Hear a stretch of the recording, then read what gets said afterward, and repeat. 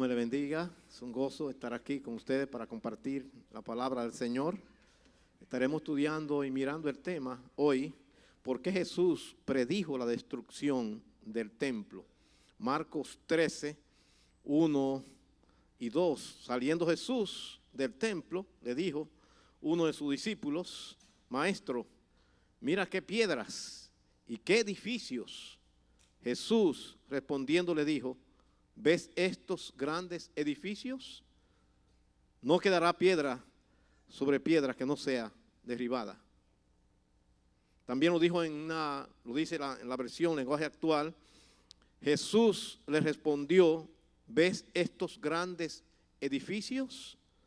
Pues de ellos no va a quedar en pie ni una pared. Todo será destruido. Todo será destruido. La pregunta es, ¿por qué? Vamos a orar. Amante Padre, al abrir tu palabra, Señor, sentimos una gran responsabilidad de darla con tu autoridad y con tu bendición. Pedimos que extienda tu mano en esta exposición para que seamos edificados y bendecidos a través de ella. Y regresemos a nuestros hogares, Señor, con esa bendición de llevar tu palabra en nuestros corazones. Y no solamente en un día, sino para siempre. Gracias te damos en el nombre de Jesús. Amén y amén. De manera, mis amados hermanos, que hemos estado mirando en el Evangelio según Marcos, una serie de verdades. Hemos estado mirando cómo Jesús confrontó fuertemente a los líderes religiosos de la nación por su hipocresía y crueldad con las viudas y los desprotegidos. Y ahora se dirige al Monte de los Olivos. Jesús sale del templo dando a entender que su ministerio allí había terminado. Vemos en aquel escenario, hermano, un gran contraste en los versículos que hemos visto hoy. Mientras los discípulos están alegres, Señor, mira qué edificios, qué hermoso. Sin embargo, nótese que el Señor lo mira con tristeza. Porque si es cierto que fue un esfuerzo grande para la edificación del templo, mis amados hermanos, Cristo dijo que ahí no iba a quedar piedra sobre piedra que no fuera destruido. Era una hermosura el templo. ¿Por qué se va a destruir? ¿Por qué Jesús predijo la destrucción de ese lugar tan hermoso y placentero? Dijo el pastor MacArthur, el templo era impresionante en todos los sentidos, una extraordinaria maravilla. Una extraordinaria maravilla. El templo fue un diseño de la mano de Dios. Hermano, fue el único edificio que Dios lo diseñó. Entonces, si Dios lo diseñó, mis amados hermanos, era algo precioso. ¿No les parece a ustedes? El mejor arquitecto, hermano, que pueda haber, Dios. Dios diseñó su casa. El templo era el deseo de todo judío creyente verdadero en Dios, estar en el templo, en esa casa donde Dios moraba. Lo único que le pido, esta es una oración en el Salmo 27:4, lo único que le pido al Señor, lo que más anhelo es vivir en la casa del Señor. Está hablando del templo. Todos los días de mi vida, deleitándome en la perfección del Señor y meditando dentro de su templo. O sea, cuando el pueblo de Dios no tenía templo, era un anhelo. Cuando se construyó, hermano, era el anhelo del hombre que amaba a Dios, de la mujer que amaba a Dios, estar en su templo y gozarse en la presencia del Señor.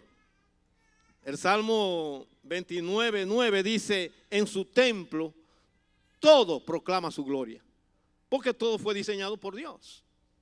Josefo, un historiador judío, describió la grandiosidad del templo de la manera siguiente. Él dice, este historiador: la cara externa del templo, en su parte frontal, no carecía de nada que pudiera sorprender la mente ni los ojos de los hombres.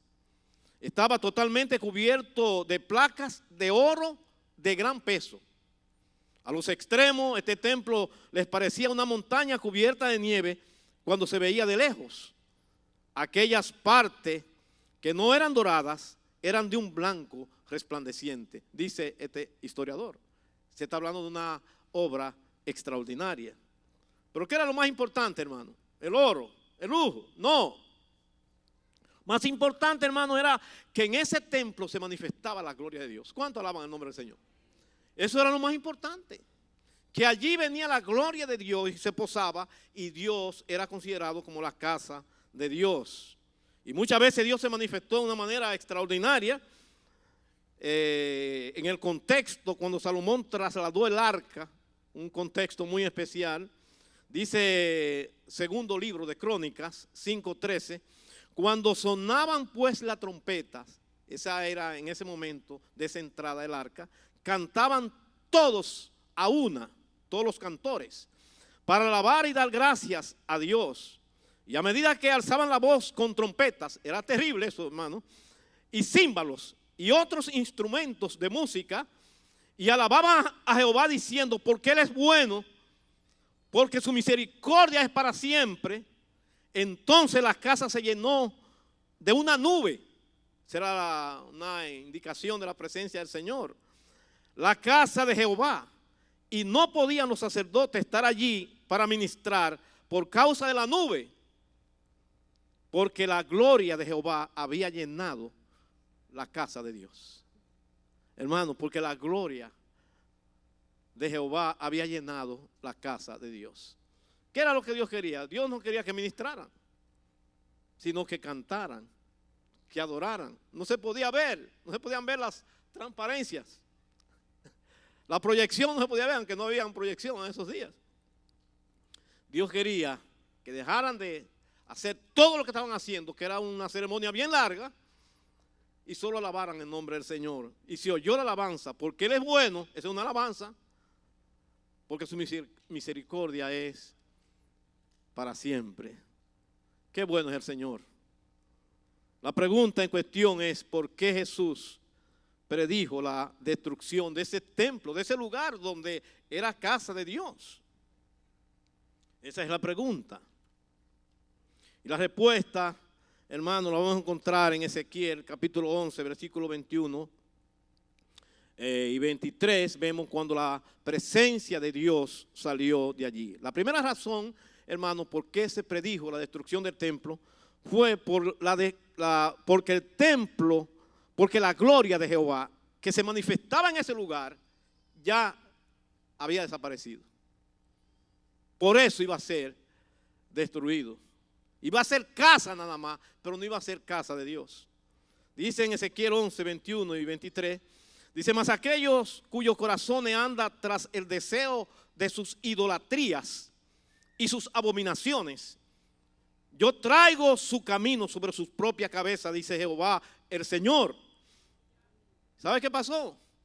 En vista de esas abominaciones que estaba cometiendo el pueblo, de esas idolatrías que estaba haciendo el pueblo, y la gloria de Jehová se elevó de en medio de la ciudad y se puso sobre el monte que está al oriente de la ciudad. O sea, que produjo que la presencia de Dios ya no se manifestara como Él lo hacía anteriormente, porque estaban cometiendo abominaciones e idolatrías que no agradaban al Señor.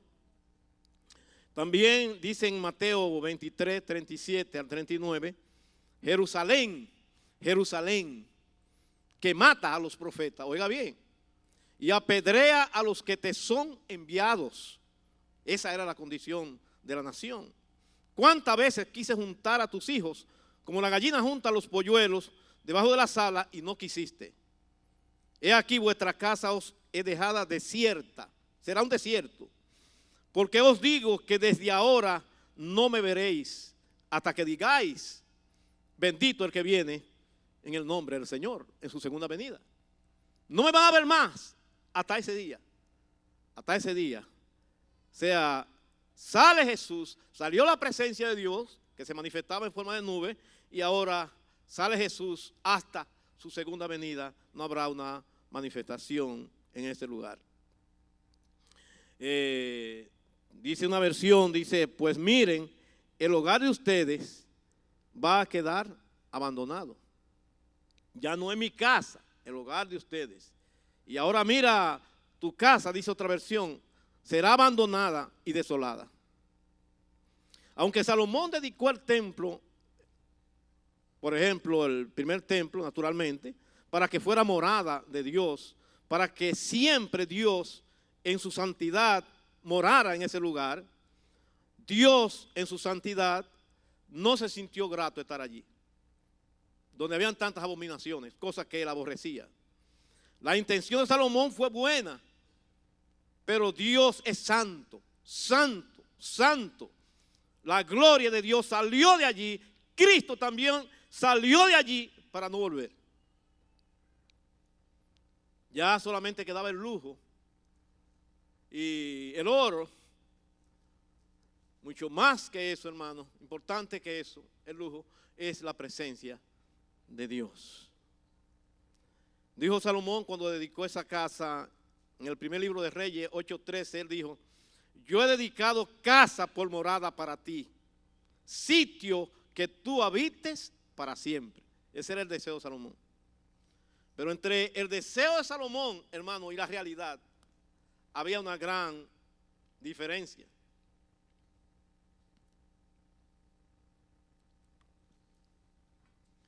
Salomón quería que Dios siempre morara allí, porque fue dedicado para que él morara allí. Pero Dios no se sentía cómodo con las abominaciones que se estaban cometiendo. Y ustedes oyeron, la historia cuenta que 40 años más tarde, de cuando Cristo salió de allí, el Imperio Romano, al mando de Tito, en el año 70, destruyó el templo y mató a muchísima gente, habitantes, y le prendieron fuego al templo. Y tras el oro, hermano, quitaron piedra por piedra, buscando el oro, dando cumplimiento a qué, a lo que Cristo había ya dicho o predijo, que ahí no quedaría piedra sobre piedra y que la casa quedaría abandonada y desierta. Eso sería el templo. No sé cuántos de ustedes han visto una casa abandonada. Hermano, eso es terrible. Terrible. Telaraña, animales. Pero es mucho más triste y doloroso cuando se trata de la casa de Dios y se trata, hermanos, que ya Dios no se manifiesta en ese lugar. Esta experiencia, hermanos, se repitió en el pasado, pero puede repetirse también en el futuro, que el templo sea muy bonito, el lugar, y que ya Dios no se manifieste en ese lugar. En los días de Ageo 1, capítulo 1, 3 al 5, se repitió esta experiencia. Mire lo que pasó. Entonces vino palabra de Jehová en esos días, por medio del profeta Ageo, diciendo, es para vosotros tiempo, para vosotros habitar en vuestras casas artesonadas, y esta casa, la casa de Dios, desierta. Pues así ha dicho Jehová de los ejércitos, meditad bien sobre vuestros caminos. Mediten bien. Sus casas llenas de lujo, dice una versión, y la casa de Dios estaba abandonada. Entonces, mis amados hermanos, Dios le dice, meditad bien en vuestros caminos. La palabra meditar es una palabra de manejo, hermano, conocida. Dice, algunos la definen de esta manera, que es pensar y considerar un asunto con atención y detenimiento para comprenderlo bien, formarse una opinión o tomar una decisión. Eso es meditar. Voy a repetirlo. Meditar, que Dios le dijo, meditad en vuestro camino. Meditar es pensar y considerar un asunto con atención y detenimiento para comprenderlo bien, formarse una opinión o tomar una decisión. Los animales no tienen la capacidad de meditar, como el hombre. Los animales actúan por instinto, vamos a decir por instinto. Sin embargo, hermano, Dios le ha dado al hombre la capacidad para meditar, para que tome la mejor decisión en todos los asuntos, material y espiritual. Nunca debemos actuar rápido. Bueno, yo creo que los padres hemos vivido esa gran experiencia. A veces el muchacho le dicen, papi o mami, tú me puedes llevar digamos, a algún lugar donde a ellos les agrada. Y si usted dice, sí, yo te voy a llevar, siempre que le pidan algo, Dios, déjame pensarlo. Eso no le gusta a ellos, porque usted tiene que pensar bien, a ver, cuadrar bien en qué horario, en qué día. No, pero que yo quiero que tú me digas ahora, no, déjame pensarlo. Yo te digo. Usted tiene que meditar en eso. Oiga bien, hasta en la decisión con un hijo. Porque si usted le prometió algo a su hijo, tiene que cumplirlo. Bueno, a mí me pasó que yo prometí un día a los hijos y no pude cumplir. Porque ese día estaba lloviendo. Pero usted no, pero fue que tú me prometiste, pero mira que no se puede salir, es una tormenta que hay. Pero ellos querían que yo cumpliera, a pesar de que estaba lloviendo. Los animales no tienen esa capacidad, el ser humano tiene esa capacidad preciosa que Dios nos ha dado. De hecho, hermano, era una de las cosas que uno más hace. Cuando uno se levanta, lee devocional, medita en la palabra o lee algún pasaje de las Escrituras. Debían meditar en sus caminos, en las cosas que estaban haciendo. En segundo lugar, hermano, Cristo predijo la destrucción del templo porque los líderes religiosos de la nación de Israel habían convertido el templo en cueva de ladrones. Eso es lo que dice la palabra. Dice Marcos 11:17, y les enseñaba diciendo, no está escrito, mi casa será llamada casa de oración para todas las naciones, mas vosotros lo habéis hecho cueva de ladrones. Era un robo que había allí, por todos los lados. Y habían dirigentes, habían algunos líderes que también estaban dirigiendo ese robo. El templo en los días de Jesús fue el centro, hermano, de una falsa religiosidad, además de ser el centro de toda la vida, digamos, de la nación. En este caso era un centro de falsa religión. Cristo le puso sus verdaderos nombres y lo estuvimos viendo, hipócritas. Mirar a esos líderes religiosos con respeto por sus manifestaciones externas, Cristo lo consideró como muy peligroso. Que ellos siguieran admirando a esos hombres como hombres santos. Dijo Cristo, no son santos, son hipócritas. No lo miren así. Porque lo miraban con estos vestidos largos y dirían, oye, qué santos. Y se paraban en las esquinas a orar. Dijo Cristo, no, eso es hipocresía. Se van a repetición lo que hacen allí. Marcos 12:38 dice, y le decían su doctrina, guardaos de los escribas, que gustan andar con largas ropas y aman las salutaciones en las plazas y las primeras sillas en las sinagogas y los primeros asientos en las cenas, que devoran las casas de la viuda. Oiga bien, andan bien vestidos, pero oiga lo que hacen, devoran, acaban con las viudas y por pretexto hacen largas oraciones. En otras palabras, para esconder su hipocresía, estos recibirán mayor condenación. Esos eran los líderes religiosos de la nación de Israel en los días de Jesús. También dijo Cristo, le tiró un juicio a ellos y dijo, ay, cada vez que hay un ay en la Biblia es un juicio. Ay de vosotros, escribas y fariseos, hipócritas. Mano, esa es una palabra pesada.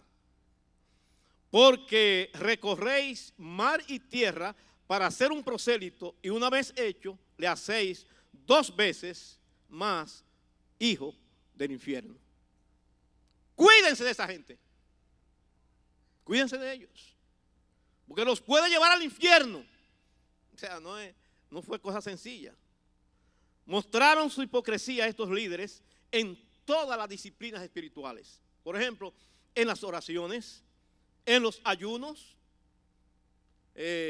oraban para ser vistos de los hombres, ayunaban con la cara triste. El ayuno no es así. Y cuando daban sus ofrendas, ¿qué pasaba? Cristo dijo en Mateo 6:2, cuando pues des limosna, no hagas tocar trompeta, porque tocaban una trompeta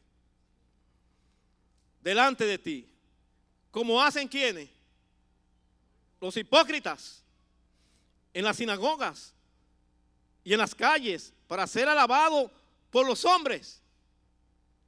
De cierto os digo que ya tienen su recompensa. Ya lo de ellos viene por ahí. Esa es su recompensa, la gloria humana, porque no estaban orando para Dios.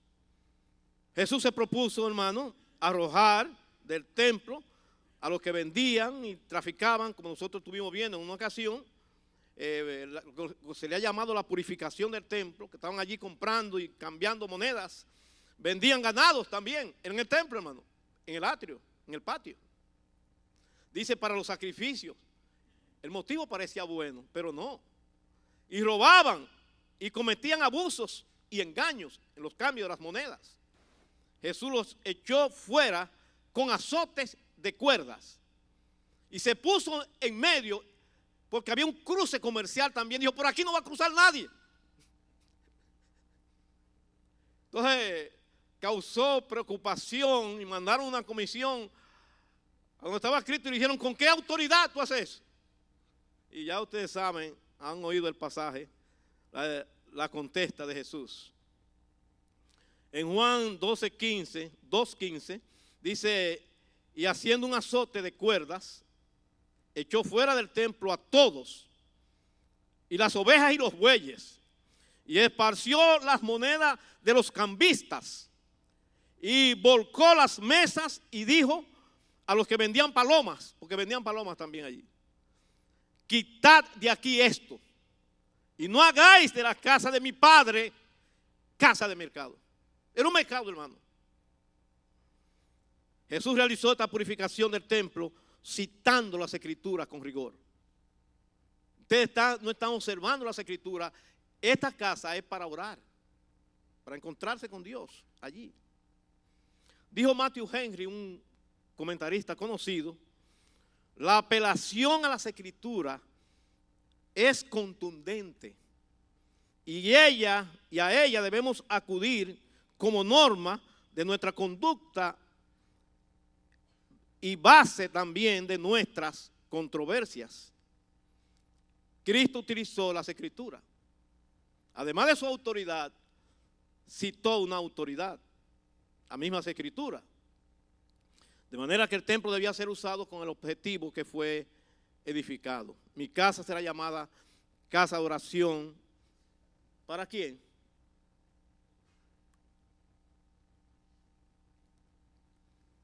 Para todas las naciones.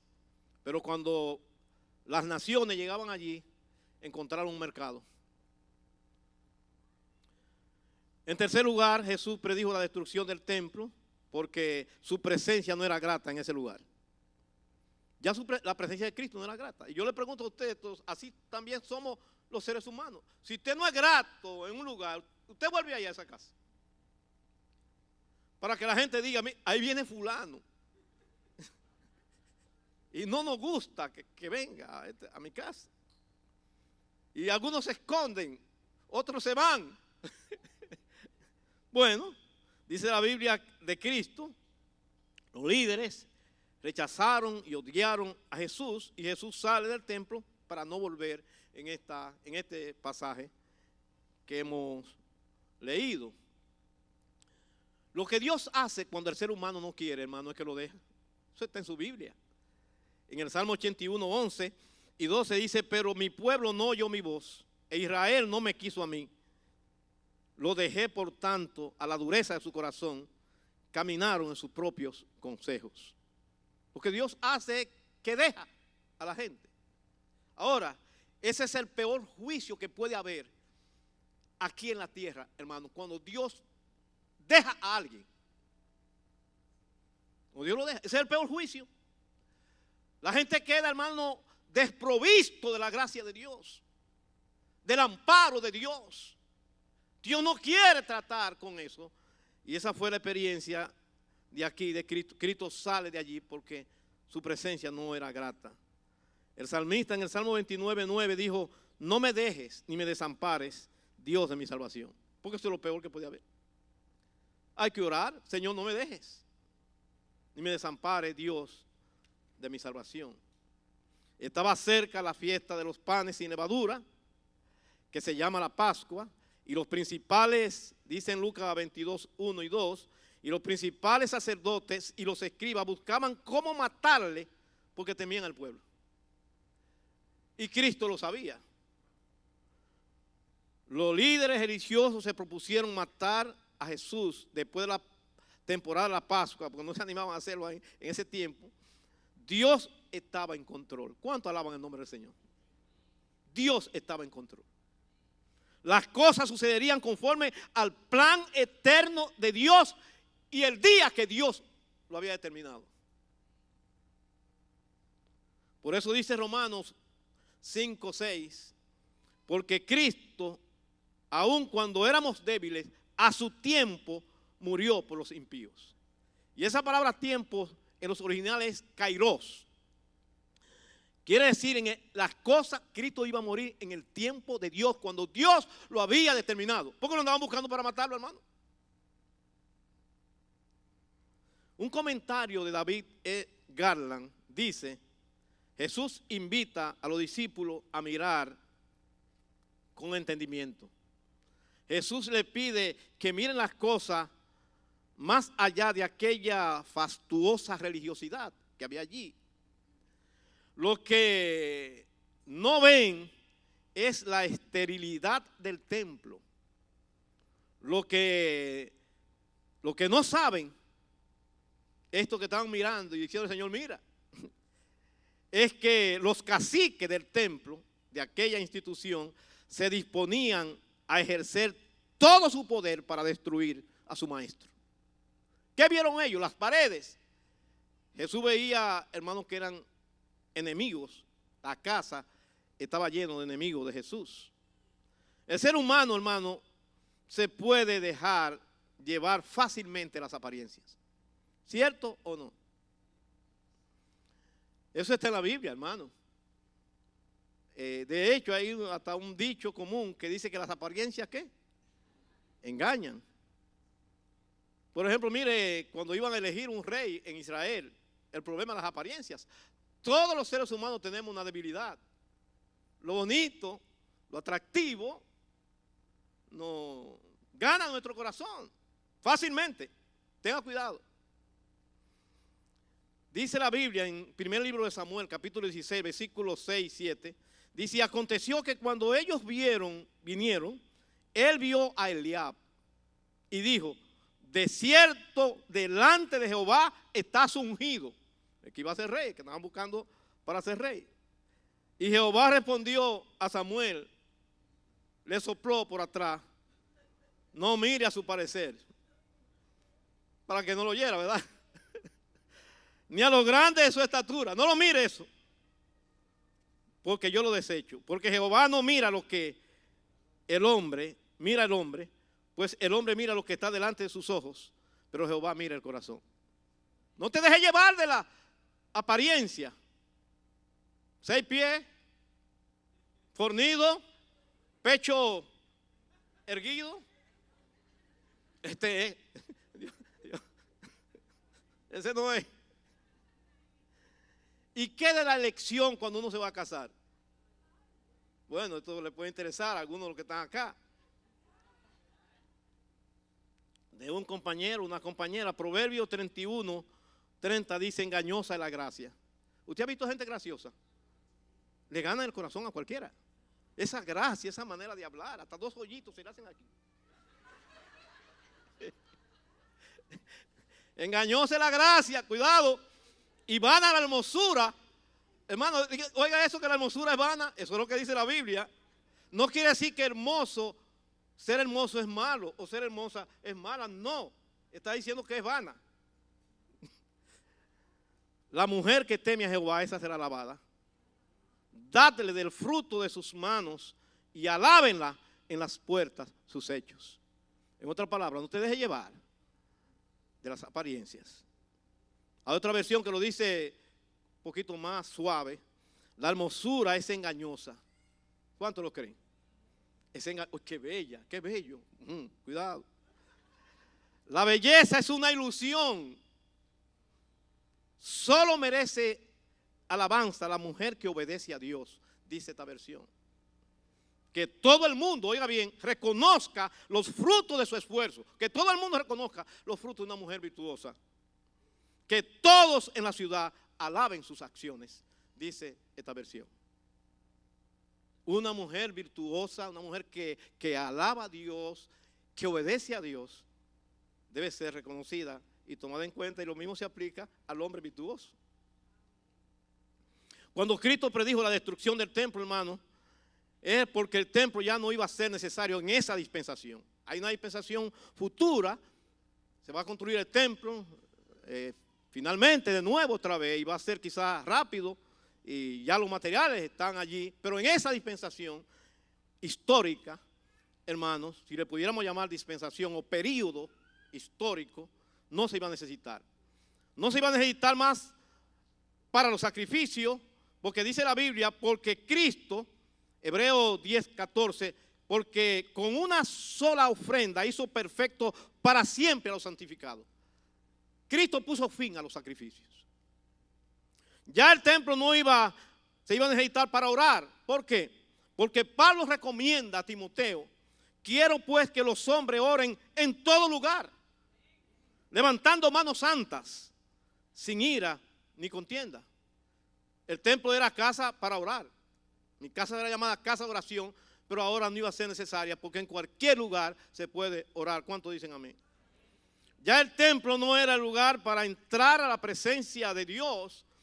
La presencia de Dios iba a morar para siempre en los creyentes en Cristo Jesús. Y Dios haría de cada creyente un templo. ¿Cuántos alaban el nombre del Señor? O ignoráis, dice Pablo en 1 Corintios 6:19, que vuestro cuerpo es templo del Espíritu Santo. ¿Ignoran ustedes eso? El cual está en vosotros, el cual tenéis de Dios y que no soy vuestro. Hace esa pregunta. ¿Ignoran ustedes eso? Que un creyente mora el Espíritu Santo para siempre. Eso es lo que dice la Biblia, para siempre. No hay posibilidad que un creyente se pierda nunca. No hay esa posibilidad, porque el Espíritu Santo hace templo de ese creyente, viene a morar allí para siempre. Ya no iba a ser necesario en esa dispensación el templo, porque Cristo por su muerte abrió un camino nuevo y vivo al Padre. He aquí que el velo del templo se rasgó en dos, de arriba abajo, y la tierra tembló y las rocas se partieron. Ya no se iba a necesitar en ese tiempo el templo. Dios tenía un programa totalmente diferente ahora para los creyentes. Concluyo con algunas aplicaciones. ¿Qué aprendemos en todo lo que hemos expuesto? No nos dejemos llevar de las apariencias. Eso es corregido por Cristo. Todos los comerciales, hermano, están dirigidos a esa debilidad humana y pescan. Y pescan. Porque es una debilidad. Nos presentan cosas bonitas, hermosas, como que funcionan bien, extraordinarias. Usted sabe lo que es dar 14 millones por un minuto, hermano, de anuncio. 14 millones en el Super Bowl. Por un minuto. Pero eso pasa rápido. Pero es que todo el mundo está viendo ese juego, hermano. En el mundo entero lo están viendo. Y la idea es presentar cosas allí, productos. ¿Sabes lo que es pagar 14 millones, hermano? A mí me duele eso, pagar 14 millones.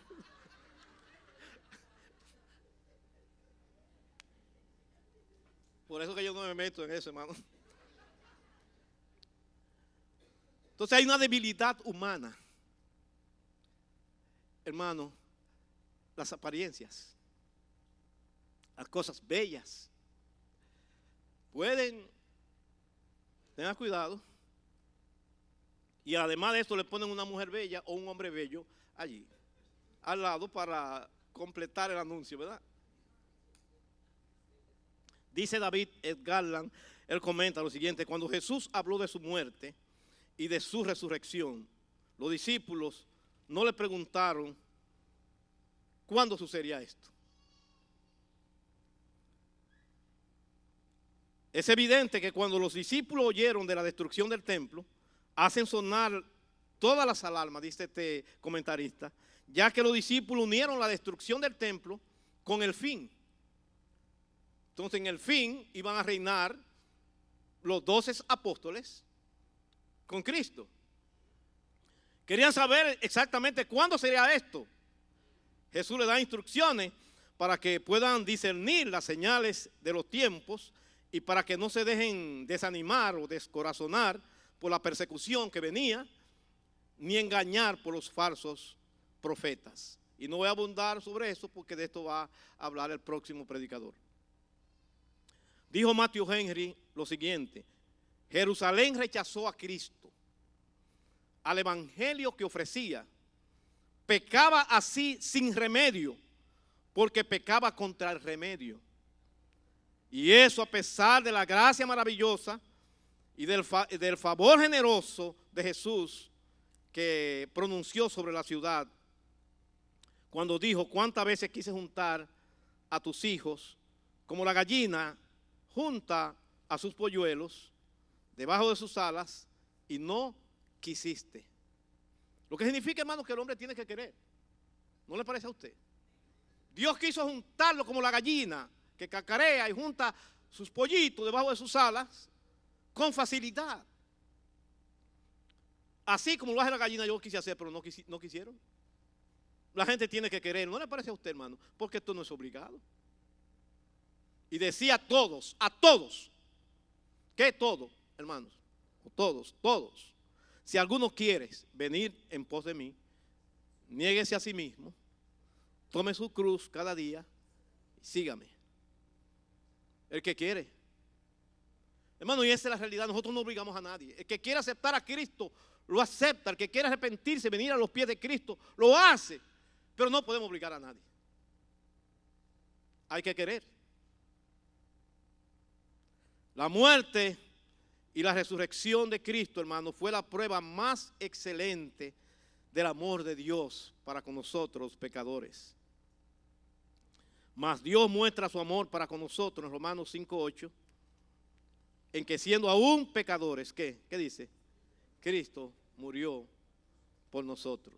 Y yo concluyo diciendo: respondamos al amor de Dios y vengamos a Cristo en arrepentimiento y fe, humillado a sus pies, confesando a Cristo como Señor de nuestra vida y dedicando todo lo que somos a Él. Vamos a orar. Amante Padre, gracias por tu palabra. Gracias por ese deseo que tú tienes, Señor, de juntar a los creyentes como la gallina junta a los polluelos, así como tú lo querías hacer con la nación también. Tú deseas que nosotros tomemos una decisión de venir a ti, arrepentido, en fe, quebrantado a tus pies, buscándote de todo corazón y entregando toda nuestra vida a ti, Señor, como una respuesta a tu gran amor. Gracias te damos en el nombre de Jesús. Amén y amén.